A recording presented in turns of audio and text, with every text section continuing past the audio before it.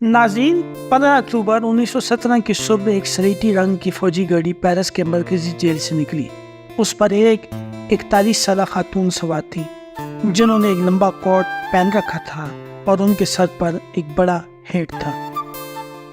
एक अशरफ कबल इस खातून ने यूरोप के दारुल हुकूमतों को अपने कदमों पर झुका रखा था। ये वो शोना जवाला थी जो रक्स में बेबदल थी और उनके चाहने वालों में वजीर, सनतकार और फौजी जनरल शामिल थे।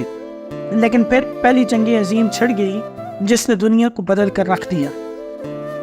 इन खातून का अब भी ख्याल था कि वो यूरोप भर की आंखें अपने जलवों से खेरा कर सकती, लेकिन अब ऊंचे ऐवानों में बैठे मर्द उनसे कुछ और ही चाहते थे। उन्हें अब इस खातून के इल्तफात नहीं बल्कि मालूमात दरकार थी। पेरिस की मरकजी जेल से निकलने वाली ये खातून माता हरी थी और उन्हें इस दिन मौत के घाट उतारा जाना था। लेकिन सवाल ये पैदा होता है कि उनका जुर्म क्या था।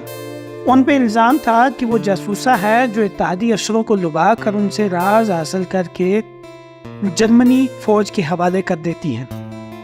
अखबार मिर्ज मिसालें लगा कर खबरें छापते कि माता हरी की वजह से हज़ारों इत्तेहादी फौजी मारे गए। लेकिन अदालत में जो शवाहिद पेश किए गए उनसे कुछ और ही कहानी उभर कर सामने आई। वो असल में डबल एजेंट थी और उन्हें कुर्बानी का बकरा बनाया गया था। लगभग 4 साल कबल फ्रांसीसी वज़ारत दिफ़ा ने कुछ ऐसी दस्तावेज़ात जारी की थी जिनसे दुनिया की तारीख की इस मशहूर तरीन जासूसा के बारे में नए इंकशाफात हुए जो इससे पहले दुनिया की आंख से ओझल थे। 1917 में माता हरी से होने वाली पूछगिछ की दस्तावेज़ात भी शामिल हैं। इनमें कुछ को नीदरलैंड में माता हरी के आबाई गांवों के एक म्यूजियम में नुमाइश के लिए रखा गया है। इन दस्तावेज़ात में मैड्रिड में जर्मनी के फौजी अताशी के जानब से बर्लिन को भेजा गया वो तार भी शामिल है जो माता हरी की गिरफ्तारी का बायस बना। माता हरी का असल नाम मार्गरेट ज़ेले था। ये 1876 में पैदा हुई थी। कहा जाता है कि इनका मारूफ नाम माता हरी इंडोनेशियाई जुबान से आया जिसका मतलब है दिन की आँख यानी सूरज। कम उम्री में शादी की और फिर शादी से छुटकारा हासिल करने के बाद उन्होंने पेरिस में बतौर रकासा ज़बरदस्त शोहरत बटोरी। गुज़श्ता सदी की इब्तिदा में यूरोपीय दारुल हुकूमतों में उन्होंने जो कुछ किया उसकी वजह से जासूसी के बगैर भी माता हरी को आज याद किया जाता है।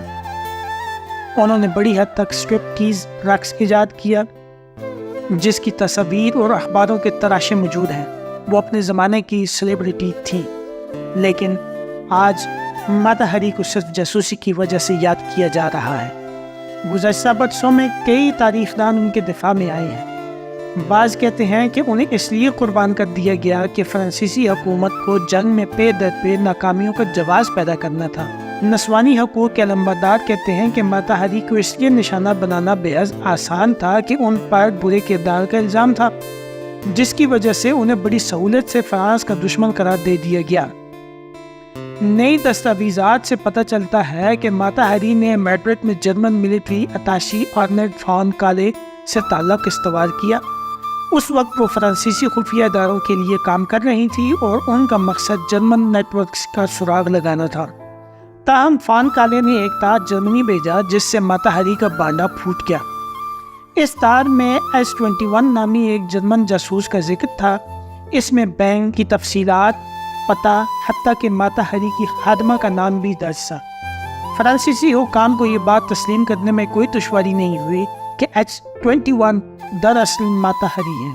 उन्हें पेरिस के मशरकी मुज़ाफ़ात में वाक़ शेतो लाया गया जहाँ 12 सिपाही बंदूकें लिए उनके मुंतज़िर थे। बाज़ इत्तलात में कहा गया है कि माता हरी ने आंखों पर पट्टी बनवाने से इनकार कर दिया था। उन्होंने अपने यहाँ एक हाथ हिलाकर अपने वकील को खुदा हाफिज़ कहा। कमांडर ने अपनी तलवार तेज़ी से नीचे झुकाई। 12 राइफल की गोलियों की सदा फिजा में गूंजी और माता हरी अपने ही कदमों पर गिर पड़ी। माता हरी की लाश कबूल करने कोई नहीं आया। उन्हें पेरिस के एक मेडिकल कॉलेज के हवाले कर दिया गया जहां उसे तलबा को इल्मुल अबदान सिखाने के लिए इस्तेमाल किया जाता रहा।